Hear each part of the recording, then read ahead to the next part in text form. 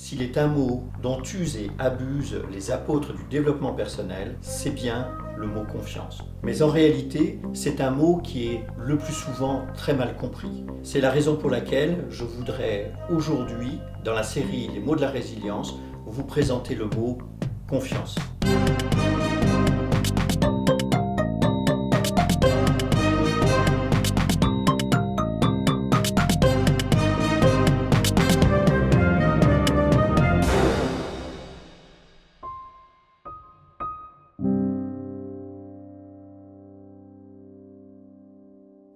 Comme souvent avec les mots, c'est dans l'origine qu'on peut retrouver le sens profond et du coup mieux comprendre aujourd'hui ce qu'on peut faire du mot confiance. Le mot confiance vient du latin cum fidere.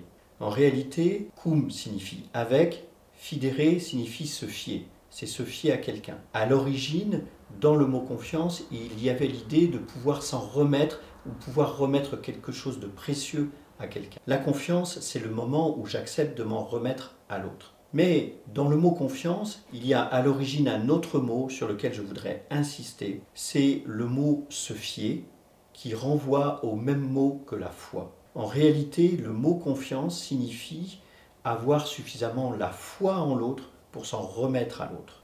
Donner sa confiance, ça signifie qu'à un moment, si je donne ma confiance à quelqu'un, tout simplement, je vais, sans avoir la preuve a priori que cette personne est une personne de confiance, je vais devoir faire le premier pas et lui donner ma confiance. C'est-à-dire avoir la foi en l'autre.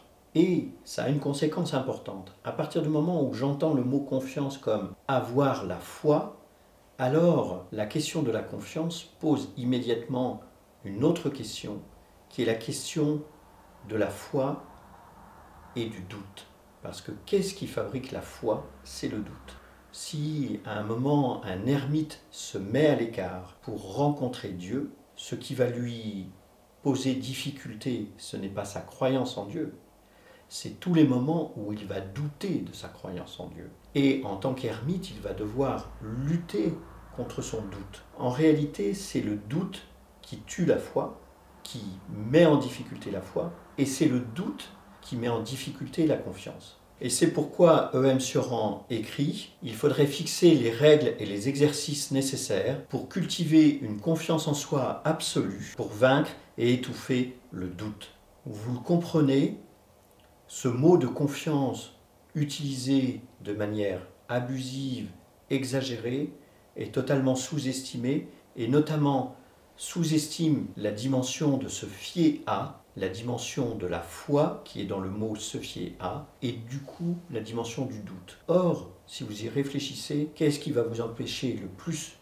d'avoir confiance en vous-même, si ce n'est les doutes que vous avez sur vous-même? Mieux comprendre l'étymologie du mot confiance est une bonne manière pour vous de comprendre à quel point dans confiance l'expression se fier à est déterminante, à quel point ça fait le pont et le lien avec la foi et donc avec le doute. Or, lutter contre le doute est la meilleure manière pour vous de trouver la confiance.